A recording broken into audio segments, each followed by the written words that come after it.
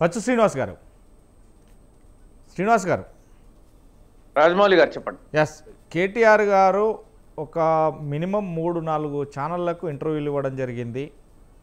ఒక పిచ్చుక మీద బ్రహ్మాస్త్రం మాత్రం ఉపయోగిస్తున్నారు. అది ఓడినా పర్లేదు, గెలిచినా పర్లేదు, అది మా సీటు కాబట్టి అది అక్కడి ప్రజలే నిర్ణయించుకుంటారు. కానీ అలాంటి పరిస్థితులలో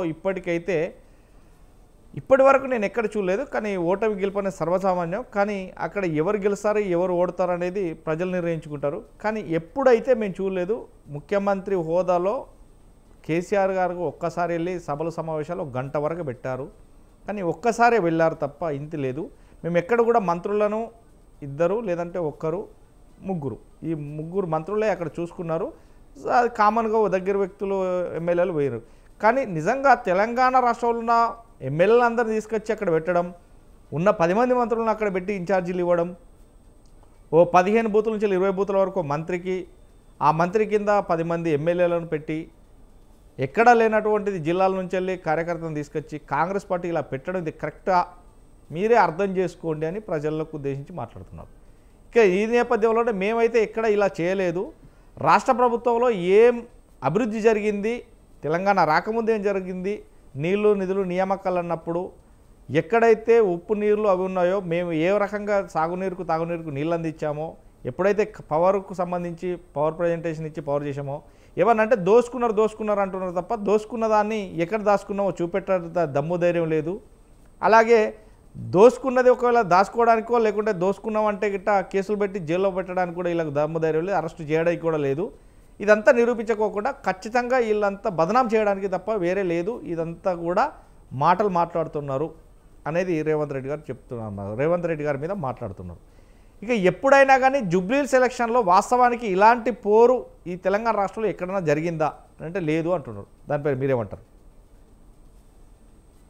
మొట్టమొదట స్వతంత్ర వీక్షకులకు, మీకు అక్కడ ఉన్నటువంటి పెద్దలందరికీ కూడా నమస్కారం. దాంతోపాటు ఈరోజు జన్మదినాన్ని జరుపుకుంటున్నటువంటి ఈ రాష్ట్ర ముఖ్యమంత్రి రేవంత్ రెడ్డి గారికి కూడా ఆర్థిక హృదయపూర్వక జన్మదిన శుభాకాంక్షలు. బాధాకరమైనటువంటి అంశం ఏమంటే, ఈ జూబ్లీహిల్స్ ఉప ఎన్నికకి రేవంత్ రెడ్డి గారికి లింక్ ఉంది. ఏమంటే అక్కడ తన సీటు గట్టిగా పదిలంగా ఉండాలి అంటే జూబ్లీహిల్స్ సీటు గెలవాల్సినటువంటి అవసరం ఉంది. మంత్రుల సమన్వయంతో పనిచేయాలి అంటే ఖచ్చితంగా జూబ్లీహిల్స్ లో గెలిస్తే తనది పై అవుతుంది అనేటువంటిది ఒక ఆలోచన. ఇట్లా 2-3 రకాలుగా ఆయనకి చాలా ఇబ్బందికరమైనటువంటి పరిస్థితులలో ఉన్నాడు. అదే పరిస్థితి కేటీఆర్ గారు కూడా అంటున్నారు. అయితే నిజంగా ఒక్క సీటు ఈరోజు ఉప ముఖ్యమంత్రి భట్టి గారు కూడా మాట్లాడుతున్నట్ట, ఇది ప్రజాప్రభుత్వము, ప్రజాపాలన, మన పాలన మన చేతుల్లోనే ఉంది, మనం రక్షించుకోవాలి. ఇది ఏమంది అంటే అభద్రత, ఇంతటి అభద్రతా భావనతోని ఈ ఎన్నిక సందర్భంలో ముఖ్యమంత్రి ఉప ముఖ్యమంత్రి గారు మాట్లాడడం.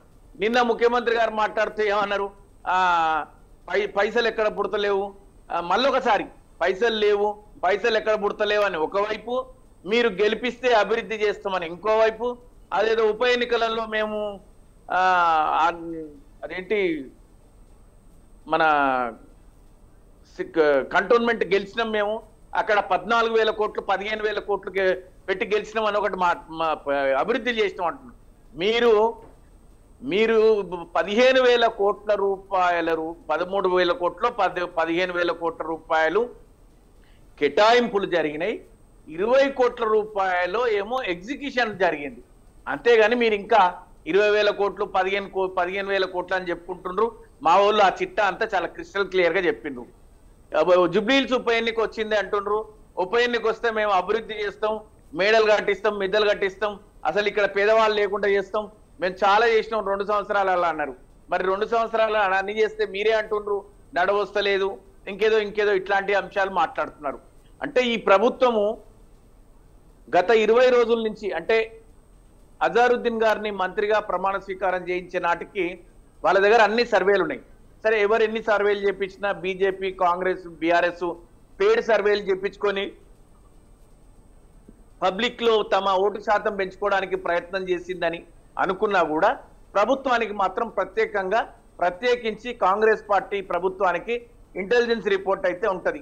ఏం జరుగుతుంది, ఏమైతుంది, మన వైపు ఎట్లున్నారు ప్రజలు అంటే 6% ఓట్ల తేడాతోని ఓటర్ లిస్టు ఏర్పాటు చేసుకునే నాటికి 6% తేడాతోని బీఆర్ఎస్ గెలుస్తుందని 3% పీకేసి 3% కొత్తోళ్ళని యాడ్ చేసుకొని ఆ విధంగా బ్యాలెన్స్ చేసుకొని ముందుకెళ్ళిరు.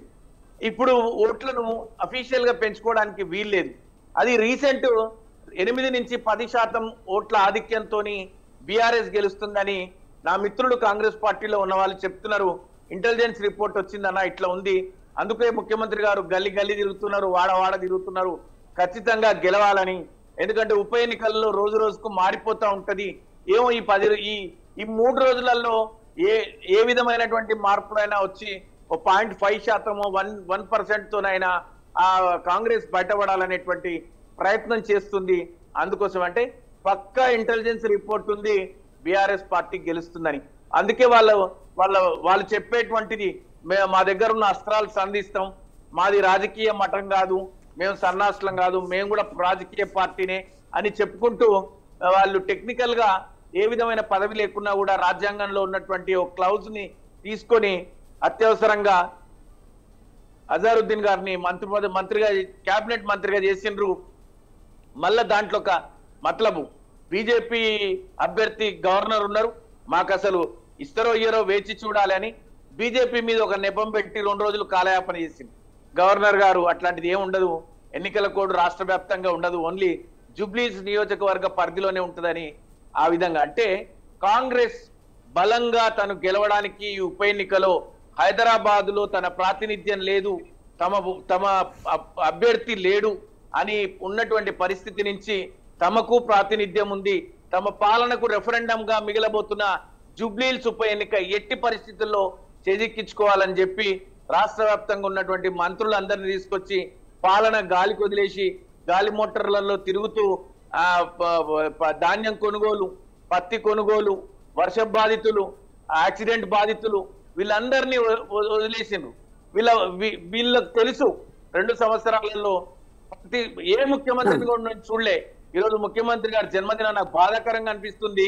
29 రాష్ట్రాలలో అగ్ర రాష్ట్రాల సరసన ఉంచి అనేక అవార్డులు రివార్డులు సాధించినటువంటి బీఆర్ఎస్ ప్రభుత్వము అనేక విదేశీ పెట్టుబడులు సాధించి సంస్కరణలు, సంక్షేమము, శాంతి భద్రతలు ఈ విధంగా అన్ని రకాలుగా ముందుకు తీసుకెళ్లినటువంటి ఈ ప్రభుత్వాన్ని ఈ రోజు 2 సంవత్సరాల కాల పరిమితిలో 2,80,000 కోట్ల అప్పు చేసి ప్రతి సందర్భంలో రాష్ట్ర పురోభివృద్ధిపై తిరోగమనపు మాటలు మాట్లాడుతూ ఈ రాష్ట్రానికి విలువ లేకుండా మూచి ఉంచాల్సినటువంటి గుప్పిని తెరిచి ఈ రోజు దేహి అంటూ జూబ్లీహిల్స్ లో ఓట్లు అడుక్కునేటువంటి పరిస్థితికి దిగజారిపోయిన వీళ్ళు ఎట్టి పరిస్థితుల్లో కాక ఎట్టి పరిస్థితుల్లో గెలిచే ప్రసక్తే లేదు.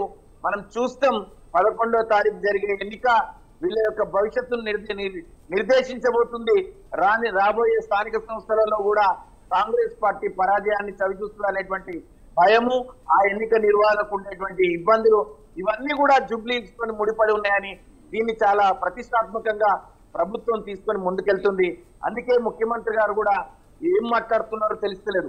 ముఖ్యమంత్రి గారు ఏమో ముస్లిం అపీజ్మెంట్ పాలిటిక్స్ చేస్తే బీజేపీ హిందూ పోలరైజేషన్ తోని బీజేపీ కూడా కాంగ్రెస్ పార్టీని గెలిపించాలి, బీఆర్ఎస్ ను దూరం చేస్తే అంటే కాంగ్రెస్ కి బీజేపీ కాంగ్రెస్ తర్వాత ఈ రాష్ట్రంలో బీజేపీ ప్రత్యామ్నాయం అయిపోతుందని చెప్పే ప్రయత్నం చేస్తుంది.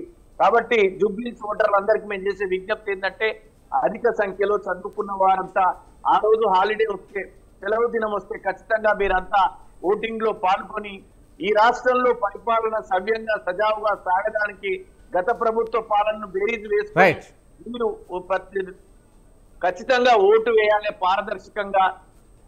ఒకవేళ బీఆర్ఎస్ గెలిస్తే ఈ ప్రభుత్వం సవ్యంగా సజావుగా పాలన చేయడానికి ఇచ్చిన హామీలను నెరవేర్చుకోవడానికి అవకాశం ఇచ్చిన వాళ్ళు అవుతారు.